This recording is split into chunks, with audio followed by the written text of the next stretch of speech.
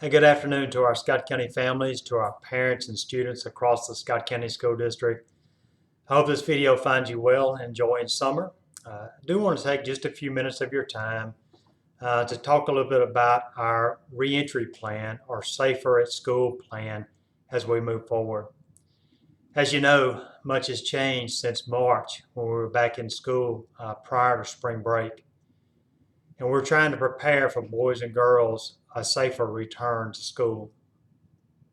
I spoke with teachers earlier today about an opportunity to help transition families and boys and girls back into our school system.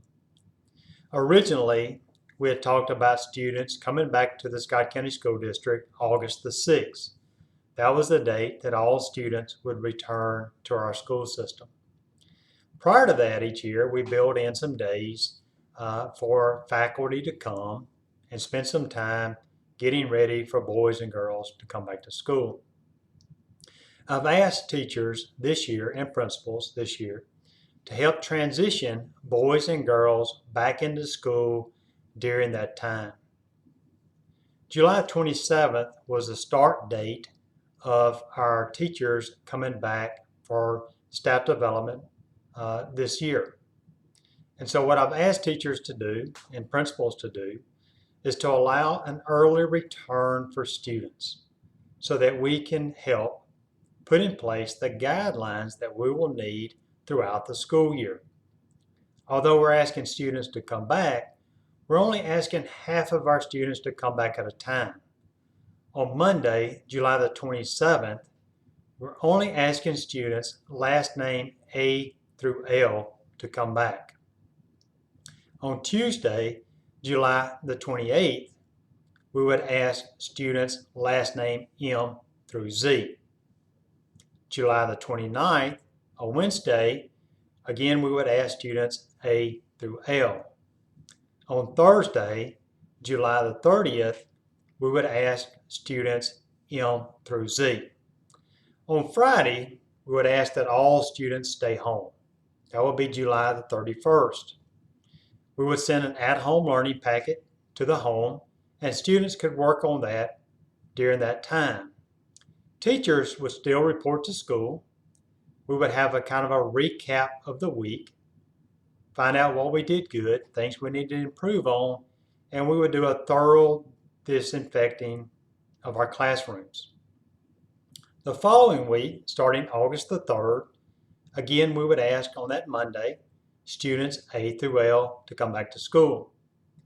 On Tuesday, August the 4th, M through Z. Wednesday, August the 5th, A through L.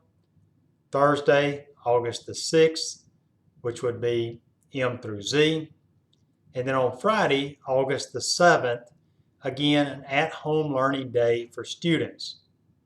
We would also, again, recap and re-clean all classrooms and prepare for what we're calling a hard start of school on August the 10th.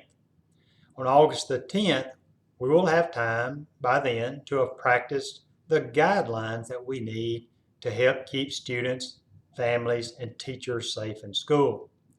During that first 2 weeks of the soft opening, we would teach students the new guidelines of eating in the cafeteria, moving about in the hallways, going to the restrooms, those type things that we have to get the daily operations of school down pat with as many of the social distancing guidelines that we will need.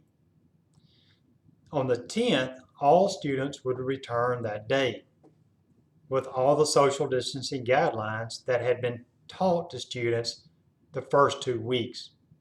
So we'd have 2 weeks of a soft opening where only half of our students reported, 4 days the first week and 4 days the second week, with an at-home learning day on both Fridays.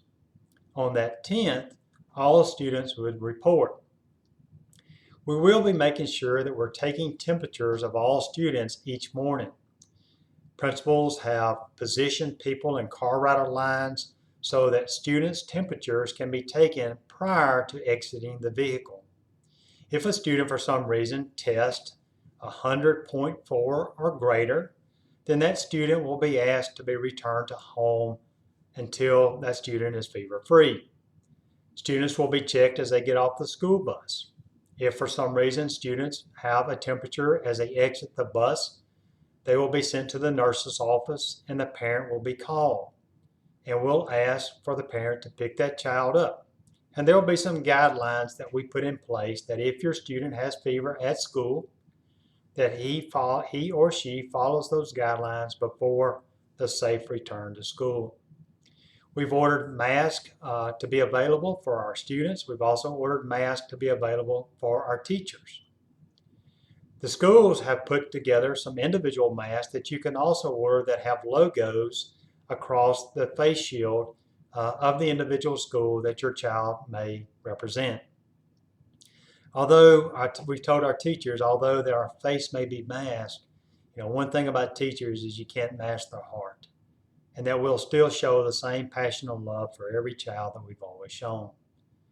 And so we ask that we work together to make sure that we provide a safe place for boys and girls. And not only for boys and girls, but for teachers and principals and all of the support staff that work in schools. Although kids with us about 8 hours a day, they do return to families at night. And so we want to make sure that during the school day, we're providing a safe environment so that when they return back home to you, you have a safe environment. And we ask that you provide a safe environment home so that when they return back to us, we have a safe environment at school. Working together, I truly believe that we can provide a safe environment for our boys and girls. We do believe the traditional model of school is the best model for our boys and girls here in Scott County. Many of our students do not have access to connectivity at home. And so the virtual learning plan makes it very difficult for boys and girls to get the adequate education they need. I think parents did a tremendous job when schools were closed back in March of keeping that learning plan going. And we appreciate everything you've done to provide that opportunity for your boys and girls and working with our teachers here in the Scott County School District. But we truly believe the best avenue for every child to learn is to have that teacher in the classroom working with them one-on-one each and every day. And so we're looking to return those students back to our school July the 27th. So the week of the 27th through the 31st, we would run half of our students at school, and the week of August 3rd through August the 7th, half of our students at school.